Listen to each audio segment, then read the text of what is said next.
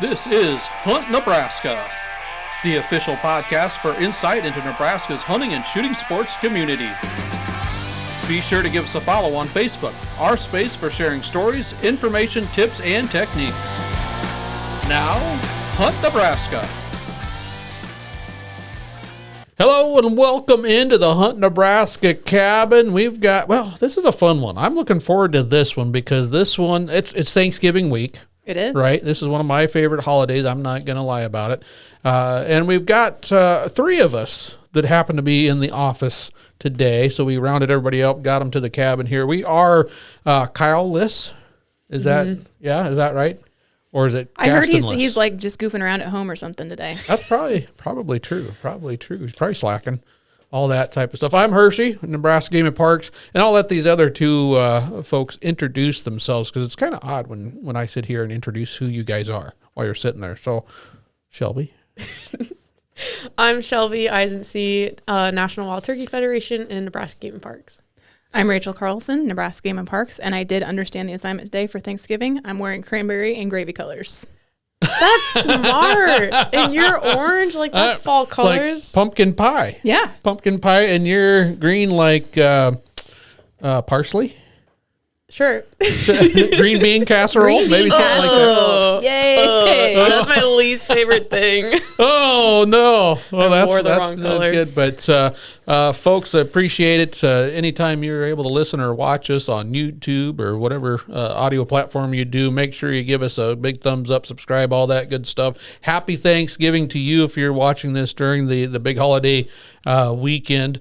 Lots of exciting. Is Thanksgiving one of your top holidays? It is, yeah. Is it? Okay. All right. What about you, Shelby? Number 2, What's number 1? Christmas. Oh, well, that's right around the corner. I So know. this kind of ramps up into it. Yeah. Where is it on your scale? It is number 2, but it's not behind Christmas. It's behind Halloween. Halloween? Yeah. Okay. She's on the down.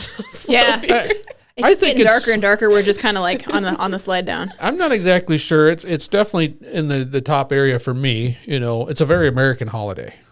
It is. It's got a lot of roots here. It's kind of taken on a different symbolism here in the U.S. compared to everywhere else. It's not that other places don't celebrate days of Thanksgiving or being thankful or harvest ritual, whatever it might be. But this one's truly American, which is a lot of fun. But also, I always think, okay, of the American holidays, and probably the 4th of July.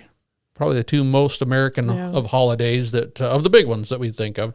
But it's also, you don't have to worry about getting gifts. That's one of my favorite things. It's got food involved. It's got football involved. You guys going to be watching some football? Probably not, but No. you can watch plenty of football for me. Yeah, I was like, it'll be on the screen, but that's hunting time. That is true. And it comes during a really fun time of year to be outdoors as well. So we're going to talk a little bit about, Kyle might not be here, but did Kyle make up all these questions? He did. Yeah. He did. All right. Well, we'll get to most of them. We'll just see if he's paying attention when I don't know who's going to edit this one, so we'll see if he's paying attention then or if he listens to it after after it gets posted. But lots of fun things. Feel free to give us your ideas on why Thanksgiving is one of the best holidays there is. I think it's also kind of nice that we get that long extended weekend as well.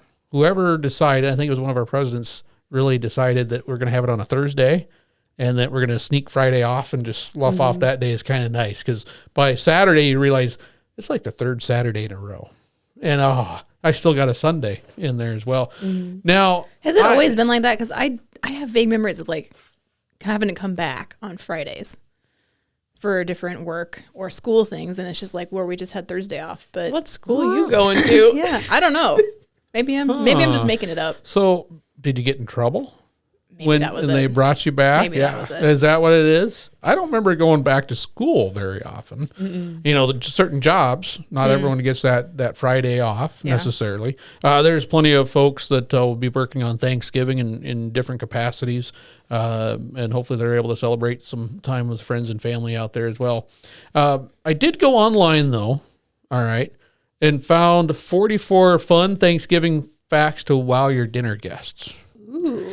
Yeah. So you can go to your dinner and this sound is smart from now. the old tried and true rd.com, or as some of us older folks remember, Reader's Digest. here. This was actually, it's by Tamara Gain and fact-checked, so it is truthful. By Marcy, I'm going to go with Lovitch. We're going to say that right there. So and we don't have we don't have time to go through all 44. So Shelby, give me a number. Give me a number, Shelby. 10. 10. That's my favorite number. 10. It's estimated that 50 million pumpkin pies are consumed on Thanksgiving Day alone. Wow. Do you think that sounds like a low number? 50 50 million? million on Thanksgiving Day alone. In the U.S. Well, yeah, this is the United States Thanksgiving that we're celebrating here. Rachel. Well, I mean, for Canada celebrates Thanksgiving, but it's a week earlier, if I remember correctly. Theirs has maple syrup all over it. Or maybe theirs is in October. it is different than ours. Yeah. But I don't remember if it's before or after. It's Just because before. we're basing it off of the Before. U.S. population, right? So 50 million is probably what? A fourth? I don't know. It sounds like a lot to me. Like, think of 50 million pies. That's a lot. It is a lot. I'm not sure I can. To be quite honest with you, that's a big number, 50 million. What's your favorite holiday pie? If you're going to have pie on Thanksgiving, what's it going to be? God, it's like coin toss between pecan and pumpkin pie. Oh, okay. Those are two that are pretty common at our place as well. Rachel's part of the 50 million. Oh, You're I don't eat not, the whole huh? pie. I just eat a No, slice. just like, yeah, is it like 50 million? So like one person, one pie, or is that like 4 people, one pie? Let's take it like 6 slices and take that time. So that's how many? 50 million times 6. So that's 300 million slices. Wow. Wow. Which would be about right for the population of the U.S. if everybody Yeah. had a slice of pie. Yeah. Is pumpkin pie the number 1 pie on Thanksgiving? It's got to be. Is gotta that think in so. your facts? Well, it might if I keep reading. That was number 10. By the way, the Canadian version of our Thanksgiving, it takes place in October. It's an October thing. Number 10, it might surprise you, but Americans actually eat more pie than turkey on Thanksgiving. Here's a fun fact. Americans devour an estimated 50 million pumpkin pies each Thanksgiving day. So that's the pies. It doesn't say slices or anything like that. So depends on how big you cut it. Oh my gosh. Just Now- imagine each person eat a whole pie. I will say one of the fun things to do after Thanksgiving is I'll have pumpkin pie for breakfast a time or two during the holiday weekend. You could have pie Thanksgiving morning, kind of set the, start cleansing the palate. But what is your favorite pie? Are you not into pie, Shelby, or is Apple pie. it apple pie?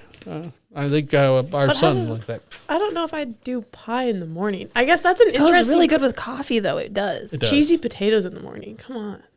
You can eat cheesy potatoes any time of the day. Potatoes. That's yeah. brunch. So if you're doing like the whole Thanksgiving like overload thing, you're gonna have a little bit of breakfast, then you have some brunch.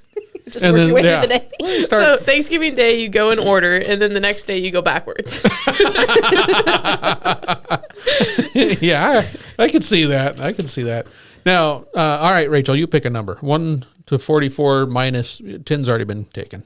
14. 14. I don't even know why I printed out 44. We'll pick more numbers as we One go. more sheet. Okay. Macy's has put on almost 100 Thanksgiving Day parades. It's been a holiday fixture since 1924. In fact, the department store skipped only 2 years, 42 to 44, during World War II. You guys watch? That's another thing that's going to be on TV Yeah. somewhere in the house, and we kind of glance at it now that the kids are all grown. I feel like that's just generally how I've ever consumed it. It was on the TV in the background somewhere. Yeah. Nobody was sitting riveted watching the whole thing. Now, to me, as a kid, the floats and the balloons are the most exciting thing, and they're still pretty cool. But now I have a lot more appreciation for the marching bands and some of that other stuff. Just that sound, and maybe it's all the football games and high school bands and that type of stuff. But that's pretty cool.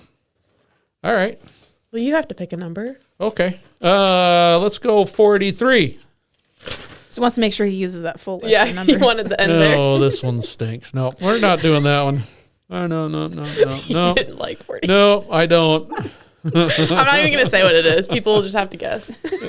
No, because They it can has go to look do it with up off some of other Reader's states. Digest. 41. themselves. 41. 41. Maybe not, because that's also That's also related. Macy's Yeah, Day. yeah, yeah. Yep. There's a lot of Macy's things here. I was going to say right here, 38, we've talked about pie. There was no pumpkin pie at the first Thanksgiving. What?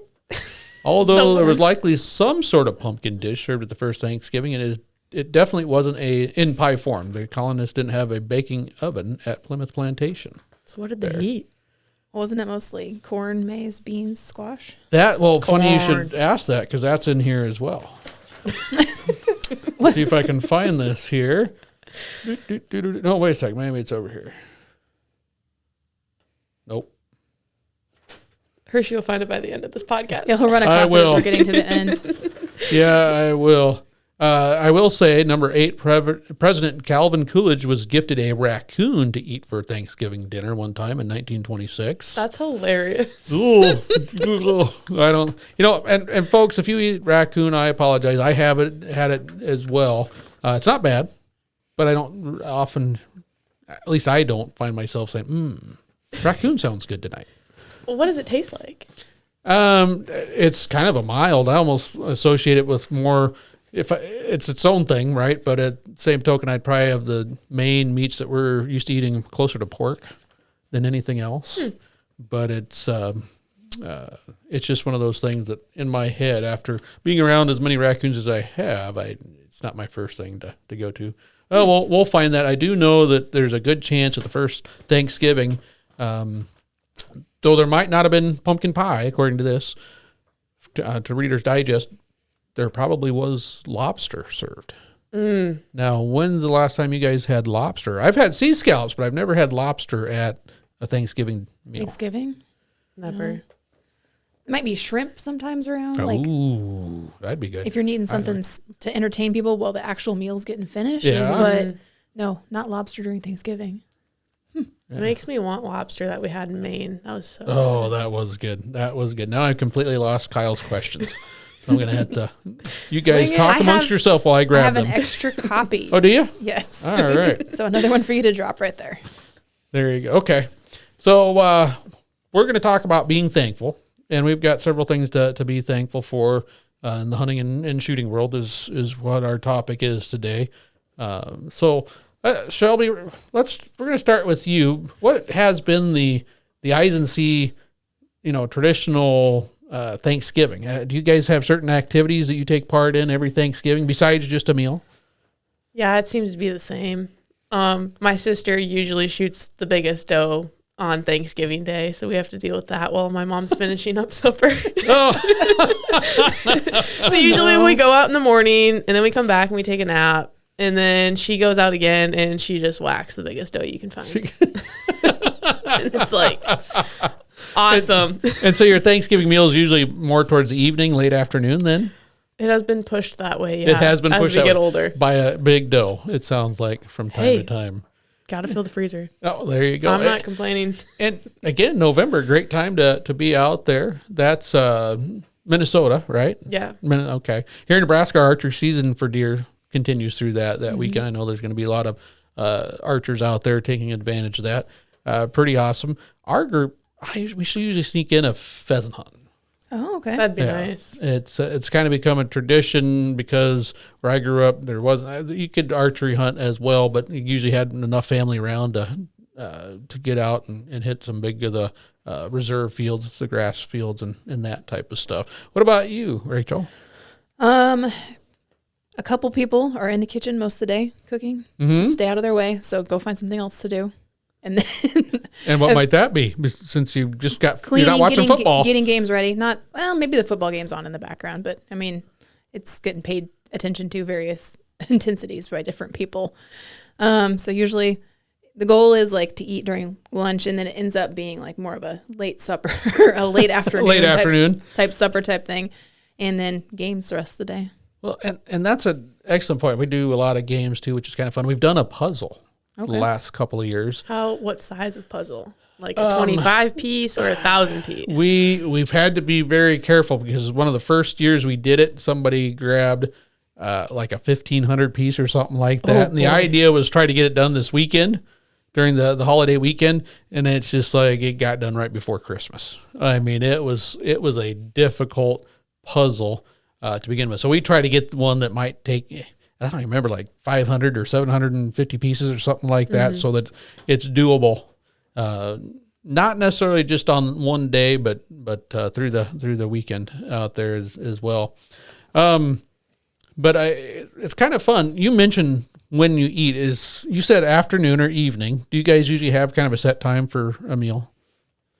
A goal is I think A goal. Yes. there's a goal, but Yes. it doesn't ever work out that way. My family, and it took my wife a little bit to adjust to it because we'd often get together with our expanded family, my side, during Thanksgiving, and you'd always ask, what time do you think we're eating? That's, eating's a big part of the family gatherings. And we'd get that, 1:30, something like that. Now, my wife, when she first got into the family, she didn't realize that meant like 2:30, 3 o'clock. Yeah. She didn't add in the idea that that's when people really started getting things together and whipped up and all that. She just assumed when we asked, when's food, that when the number she heard was the number when that time was when we were going to eat. Not the case. Not the case. And I'd say for most of our stuff, we say 1 o'clock and we start eating by 2:30 or something like that. Now, my wife, since she's been in control of a Thanksgiving meal and she loves doing that, the time she says when food is when we start, if not 5 minutes sooner. So if you're late, you might miss out on something pretty darn good. Show up, the food better be ready. We're getting going. Yeah. Yeah. Now, are you guys more into the turkey or the side dishes? Side dishes. Side dishes? All the way. I mean, the side dishes are great, but I feel like they just don't quite have that same character if you don't have the turkey. If you don't have the turkey. All right. I think a little over half of the U.S., this comes from, I believe, Newsweek, 60% or 63% of Americans actually prefer side dishes over the turkey. And if they were going to skip something, they wouldn't skip the side dishes. It's also kind of interesting. There's a good chunk of Americans that say, hey, that's how we kind of show we love each other. We're not doing presents, right? But we'll mix up this side dish, you mix up that side dish in a way we can show our love and appreciation for those friends and family members that we're going to be serving. What is your favorite side dish, Rachel? We know now turkey is the star of the show for you. What's your favorite side dish? It's not the star. It's just not the same without the turkey. Okay, all right. Yeah, I'd lean agree. towards the side dishes, but mashed potatoes.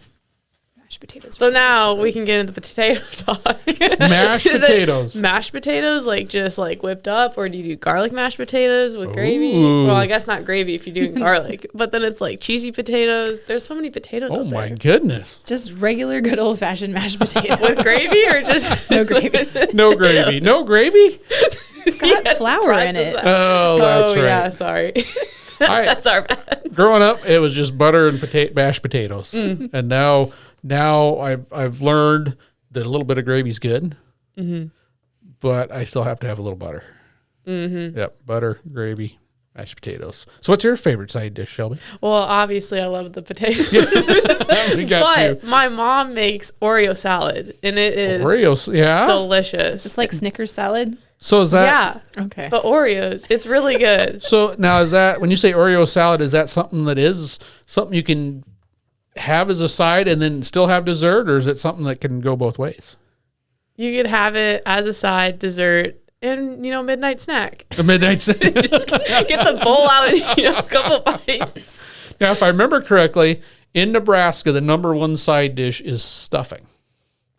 And I'm one of those that I like stuffing. I do like stuffing. It's one of those that I have more trouble eating as a leftover than just about any other side dish Once out it gets there. cold and dries out a little bit, it's not nearly as good. No, I agree. Mashed potatoes was number 2, if I remember correctly. We are celebrating, by the way, 70 years of green bean casserole. Will there be green bean casserole at your Thanksgiving meal? I think we all can guess. Absolutely not for me. Absolutely not. Well, will it just won't be there at all? Nobody in your family likes it? I wouldn't say they don't like it. I'm sure they like it, but I hate it. So it's Just not good. enough for it to be there. Yeah. We have better side dishes to put out than green bean casserole. I didn't realize that green bean casserole had a born on date. Wait. Yeah. Also, it's not a casserole in Minnesota. Oh, that's right. That's right. In Minnesota, It would be a green bean hot dish. hot dish. Okay, sure. Everyone's like, this lady's got problems. No, that's we were talking about that this last week or so at deer camp.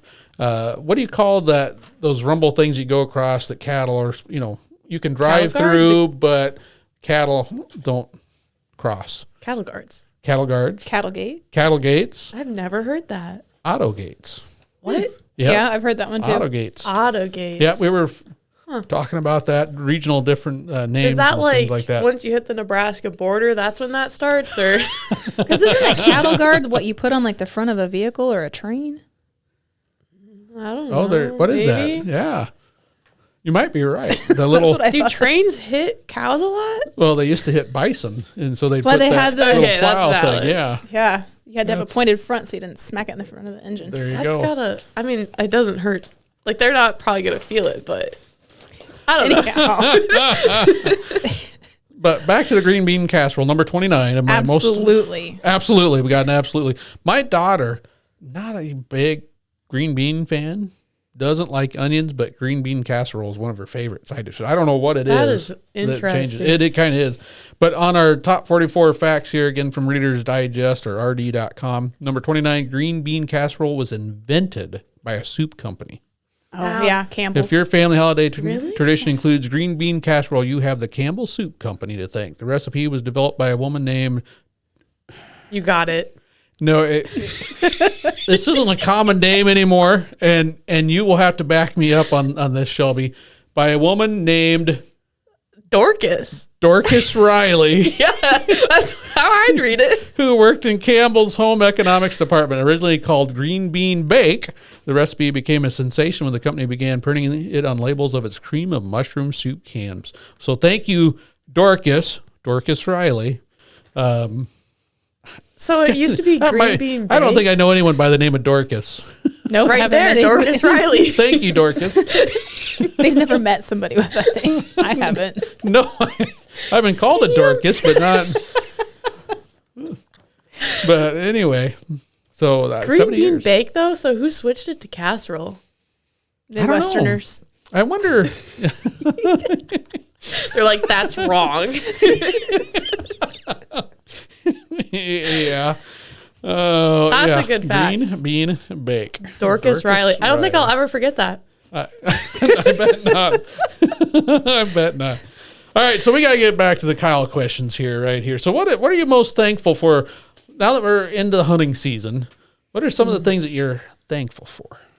Like from the hunting season? Or I mean, he's got some bullet points here: opportunities, once in a lifetime experience, all that type of stuff. I'm I not know sure if it's those like- are extra questions or The first thing on the sheet, but I swear I'm not trying to cheat off of Kyle's list, but the weather. the weather.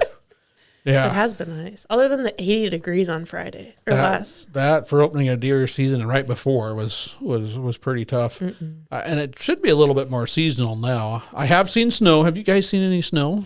Not Did snow back at your parents' house at all? Yes. Yes. It did. And I'm okay with not seeing a lot of snow before Thanksgiving. I remember a few pheasant hunts in the snow during that weekend. In fact, I remember one of the jobs that my uncle had or did as part of his business was snow plowing. And I know a couple of times where he wasn't either able to make Thanksgiving dinner or it was very late because he was out plowing Plowing snow is how you say Strike that, reverse it. yeah, AutoGate. But it was now it's kind of hard to remember some of those times when we've had snow on the ground. So But it what's can happen. a Nebraska winter like? This is my first one in Nebraska. Good question, Rachel. You got the most experience with this. Salty. Salty. Salty, huh? What's your one word for Nebraska winters? I'd say unpredictable because there are times we've had some big snows. There's times where you think you're getting by scot-free, and then all of a sudden February or March ends up being the snowiest, coldest month of the entire thing. The last few have been warm and not very snowy is what I would say. So we're due. According to a lot of different, the old farmers' almanac has said that we might get some more precipitation, slightly above normal in some spots in Nebraska. Others are going to be drier. But I know the ranchers and farmers have looked at a lot of different things, like how tall the sunflower stalks grew this year, and a few other indicators, the colors on those woolly bear caterpillars, and they're thinking a little bit more, maybe a little more snow, a little more cold this year. we'll find out. Maybe by the time you folks are listening to this, it's already, what are they talking about? It's like 12 degrees and the wind's blowing. I will say the wind blows and makes it feel colder for one here in Nebraska, especially in spots where we don't have a lot of roll to the ground or a lot of trees to block it. And we are just in that spot where it might not be snow, but it might be a little bit more ice at times. It disappears. Nice. It can be bitter, that wind and that cold. You go outside and it just sucks all the heat right out of you. But the good news is it's a dry cold. This sounds very mid. If you like dry stuff, that's great news. Yeah, it's a dry cold. It's a dry cold. This is the most Midwest podcast we've had. The most Midwest. If it weren't for the wind, it'd be okay. Yep. Yeah. That's right. I'd say stock up on hand cold lotion. that gets you. It's very dry. It's the wind. That's exactly right. So yeah, that's been good. What else are you thankful for? For me, I think I've been most thankful for the opportunities in Nebraska for upland. It's so diverse, and that's right. Yeah, I finally got my first bobwhite and then ended up just getting more and more. And more, yeah. So, yeah, I waited 3 years to get my first one, and now it's just like a piece of cake all of a sudden. So walk us through that. How are bobwhite quail different than some of the other upland birds that you've hunted? Like compared to other quail, or just like other birds quail in general? Or pheasants or grouse, whatever. Well, I've been pheasant hunting in South Dakota, which kind of feels like the easiest place to go get a pheasant. There are a bunch of pheasants in South Dakota. They got some of the best pheasant habitat. There's a lot of them. I think the quail here have surprised me in the sense that the habitat they're in, I kind of like look at it at first and I'm like, that kind of makes sense, but I wouldn't have guessed that. Okay. Just like it's all tall grass, and then you run into pheasants, and then all of a sudden you get there and there's a covey of quail that gets up, and it's like, whoa, and you start walking around and like, oh yeah, there's some yucca and some other stuff. That makes sense. And I always get a kick out of most quail covey, and some of our grouse kind of flock together as well. But the way that quail can sometimes, bobwhites in particular, can all go at once. Yeah. And then maybe there's a late one or something like that. It's just like how do they know? How do they know? Is there like a little light that goes off and they just go, oh? I feel like it'd be a call, wouldn't it? Like there's a leader of the group. Because the hunt I did like a week ago-ish, we like walked back there. I thought there was birds back there. Nothing. Came back in 12. We were on the edge of the field. I was going to leave. I was like, oh, this is nothing. All of a sudden she perked up like she was pointing. And I was like, uh-oh. I was 3 yards from her. I had to back up before I said go. And I backed up thinking it was a pheasant.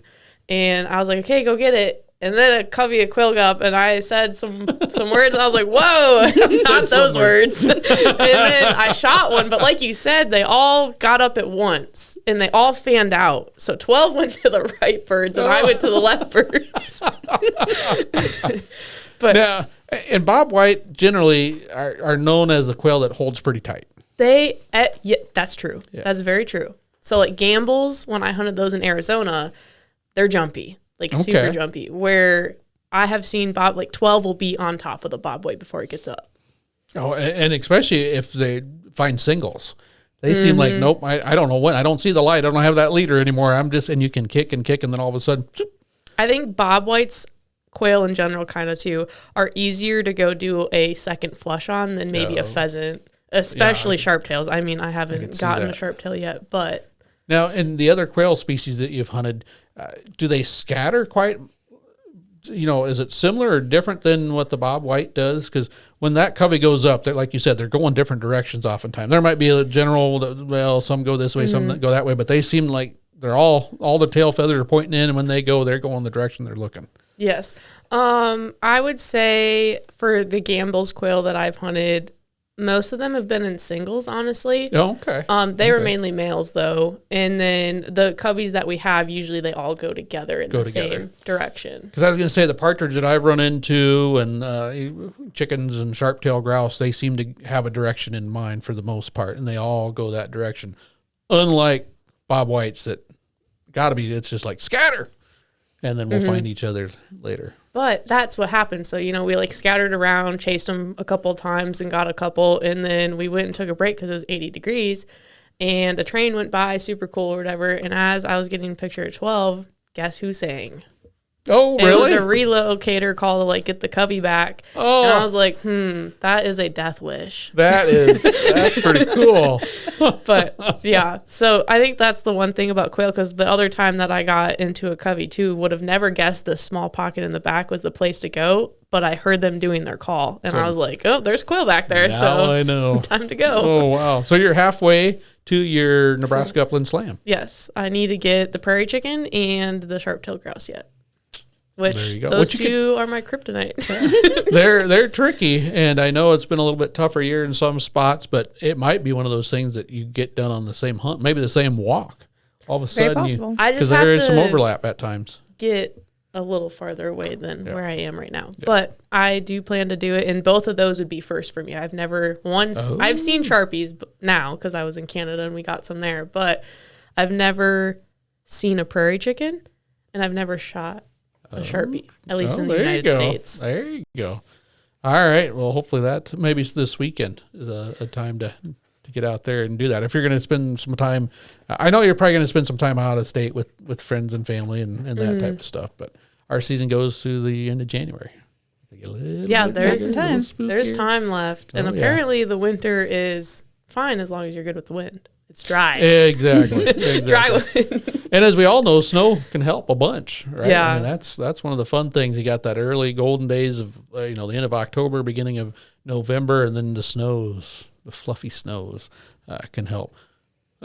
What about you? I'm definitely grateful this year for some of the community building and different hunting opportunities I've been able to go on. So like going out with different people to be able to go try for some different game, or at least, hang out with somebody new to go look for turkeys. Oh, there you go. It's been a great time.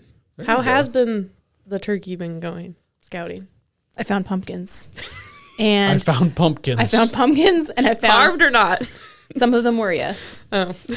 I also found a bunch of bones for the bone crafting class, but I have not found turkeys. Fall was a tough time. Do you know what kind of bones? I think they were cattle bones. Oh, okay, so big. Yeah, they were big skulls. Not human. That's good. I know they That's- were not make sure human. that's- I should clarify that. Yeah.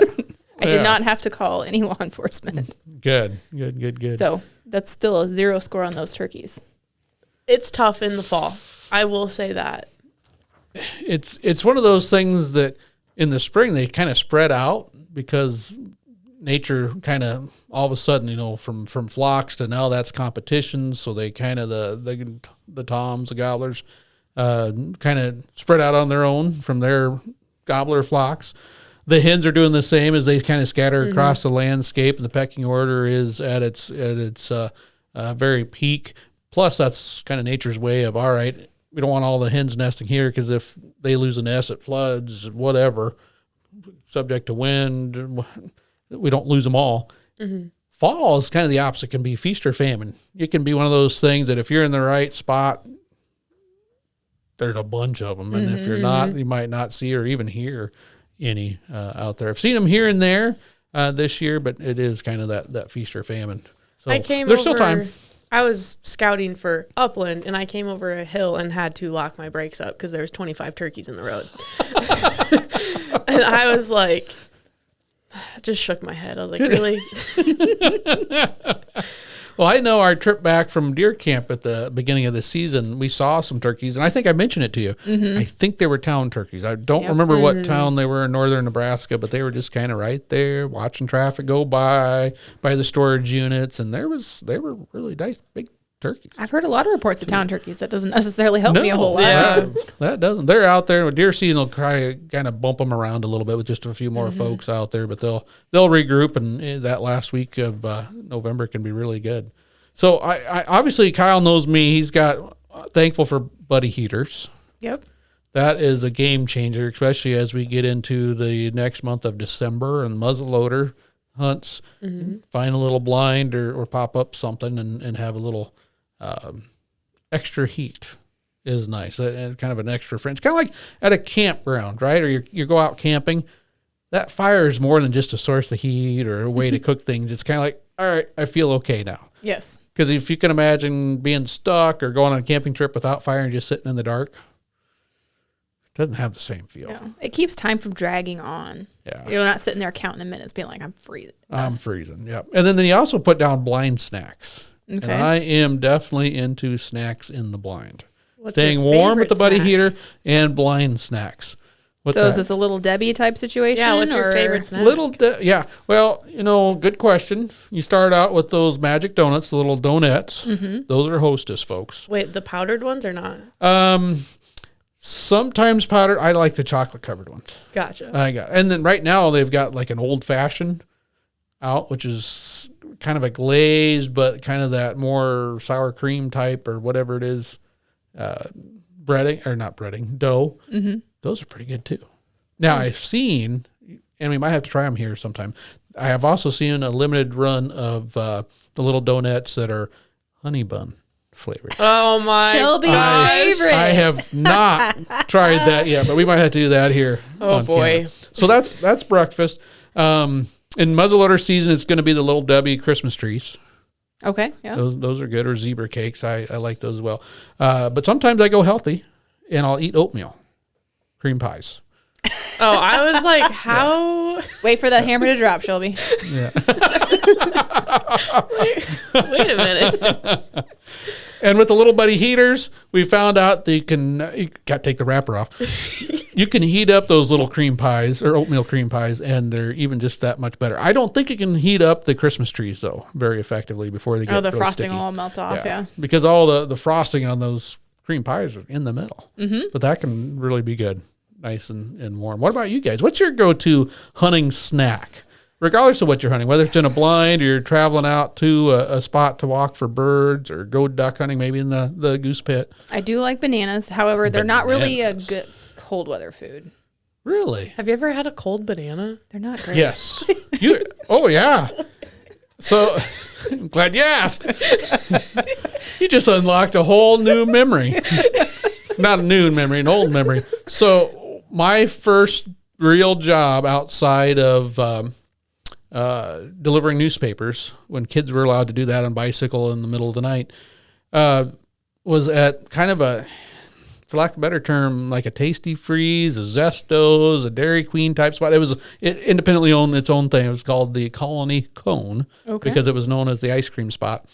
Monkey Tails was something that I thought that Marie Stumpf made, who owned the Colony Cone. I thought Marie is the inventor of it. She would peel a banana, freeze it on a stick, and then dip it in chocolate, and then kind of dry it, and then would put it back in the freezer. So it was a frozen banana covered in chocolate. Marie also had the butterscotch version of that as well, because it was the ice cream dip. Those are really good. I was gonna say, Might bring some of those in. if it's so cold that it's frozen and you have something sweet with it, that's a whole different story. But if it's like almost frozen and you're trying to peel it out of it's doesn't not work. so Okay. great. All right. It needs a little bit of sweetness to it. So All right. if it's a little colder, if I can get something that travels like a little egg cup, that works pretty good. Those are nice and warm. An egg cup? Or just like the. I don't know. They're just like Nothing. made in Egg like a in a muffin pan. I don't know how else to describe it. got nothing. Egg bite. Egg bites. Oh, Oh, okay, yeah. okay. Egg bites. I I get forgot. an egg bite. Couldn't come up with a second I word. was Sorry. like, what?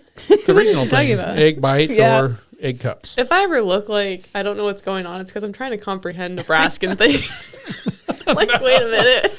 And sometimes when you don't understand me, it's because I can't come up with the right word at the right time.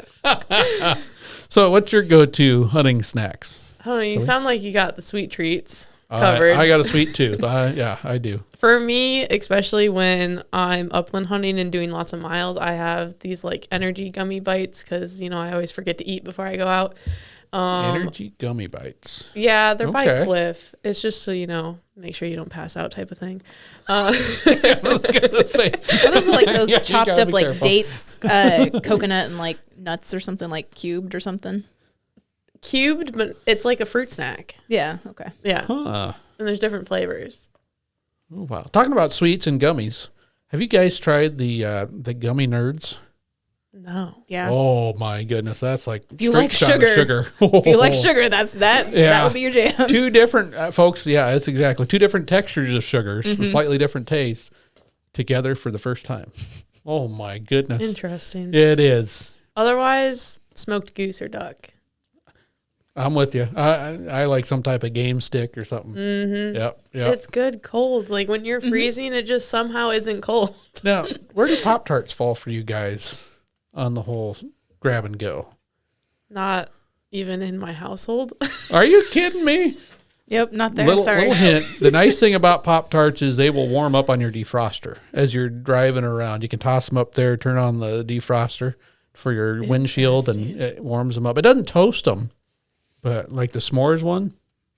Do you toast your Pop-Tarts at home? Depending on what it is and what mood I'm in, but yeah. Like if it's a fruit one, yeah, I'll toast it. I think the last time I had a Pop-Tart was when I was 12. Well, we'll change that. We'll have a monkey tail with Pop-Tarts and honey bun donuts. This is going to be, That's going to be an interesting time. I think we need to bring that into the podcast just so Shelby, we get reaction. Don't bring your lunch. We've just got a bunch of treats out here for you today. There needs to be a podcast where we just tried the unique things we talk about and give a review back on it in the moment. Well, to bring it back to Thanksgiving, one of the things that our family has kind of done over the years is you've got the traditional Thanksgiving dishes and fare and pies and desserts and all that stuff. We've kind of tossed in some different things. Being a hunter, it kind of started with the pheasant popper hors d'oeuvres or something along those lines. But we've also had, stuffed mushrooms one year. That might have actually had some crab in it, not lobster. But also, I've heard some people that'll do some different seafoods, like you mentioned. We've done sea scallops. I think I mentioned that as well, just because, warm and we were able to grill those outside. Do you guys have maybe something that your family does or has done that you think, oh, that fits, but others might see as, why? Besides green bean casserole. Trying to think. I think ours is pretty traditional. Like on Thanksgiving, right? Well, just, anytime. Maybe it's that Friday after or the Saturday that you're like, okay, it's what we traditionally have. I'll pick on Larry Pape, who's one of our fisheries biologists and also an outdoor education specialist with the Nebraska Game and Parks. His family always has fried fish. They'll catch bluegill and crappie, and it's kind of what leads into, it's kind of their hors d'oeuvres, traditional hors d'oeuvres, leading up to the big meal. Interesting. Yeah, not many people I know have fish. I think this is probably fairly common, but we'll often fix, like, besides the turkey, also ham. So there's two meats going on. Okay. We've done that from time to time. Mm-hmm. Yeah.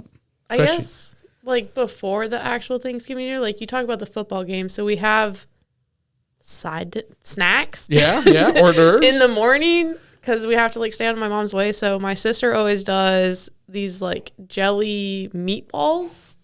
Oh. And then we do the little smokies. Yeah. With the bacon wrapped in brown sugar.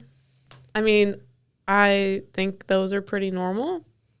Yeah, the only thing that's weird is if my dad... The meatballs, that's kind of interesting. So is it like a glaze over the meatballs? Or Okay. And then you just put it in the crock pot.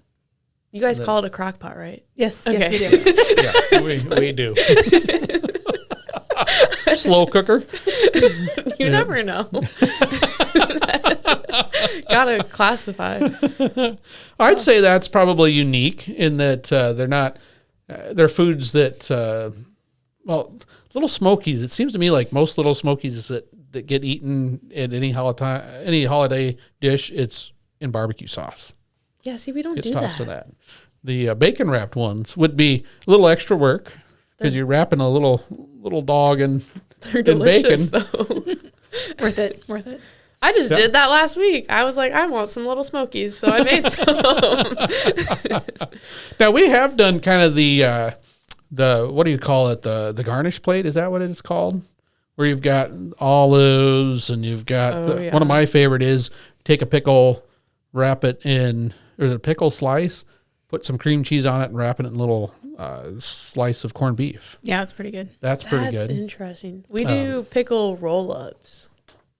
Pickle roll. Oh, so same ham, thing. Yeah. and then the cream cheese, and then roll the whole pickle up.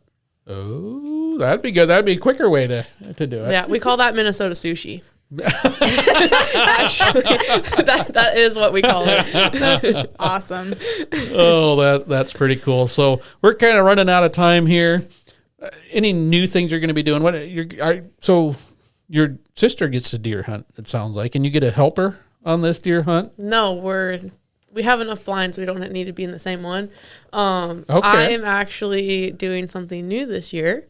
I'm going to be muzzleloader hunting for the first time while I'm home. And that's fun. My dad let me shoot a muzzleloader last year at the end of the season. I thought it was the coolest thing. And I've always been a bow hunter, only a bow hunter. And then since it's late season, I don't have the time to put in for bow hunting. I told him, I was like, I want to try muzzleloader. So that's my goal while I'm home for Thanksgiving, is to get a deer. Fun. That's fun. My wife got me into shooting the muzzleloader, and that's one of my preferred ways to hunt at times. Definitely. You get like a whole month to hunt in Nebraska. In Nebraska, December. Exactly.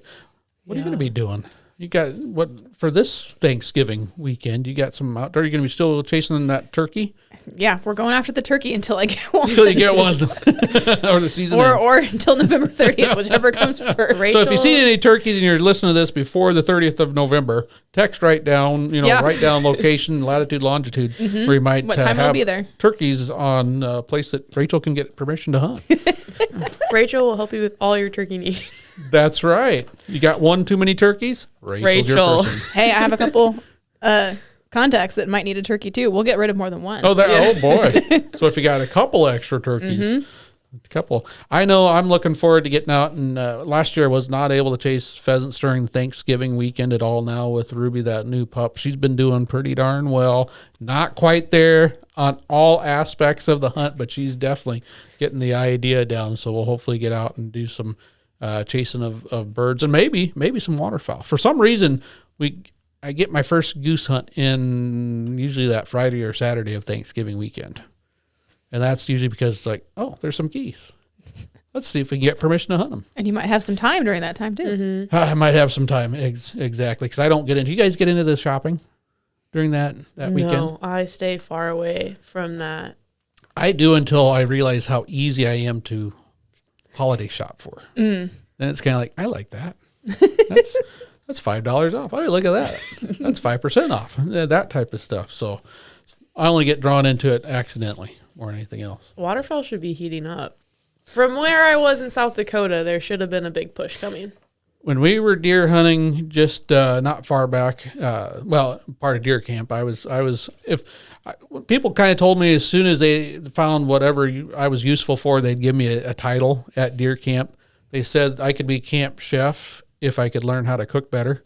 So I don't know that I ever officially got a name, but up there we were in the Sandhills and there were a lot of ducks up there and some pretty good numbers of geese. Now some of those are local and the trumpeter swans were definitely local, but you could tell things were happening. Gadwall, a few mallards here and there, some widgeon, still lots of green-winged teal as well. So exciting times. Exciting times are just around the corner. Folks, we got to put a fork in it right here. Hopefully you're enjoying your holiday weekend, perhaps weekend by the time you hear this. Make sure you get outside, grab a lungful of that fresh Nebraska air. Give us a big thumbs up, a like. Type down below what you're thankful for this Thanksgiving holiday season and maybe what you're going to be doing in the great outdoors as well. But until next time, we'll see you outdoors. Hunt Nebraska, brought to you by your Nebraska Game and Parks Commission.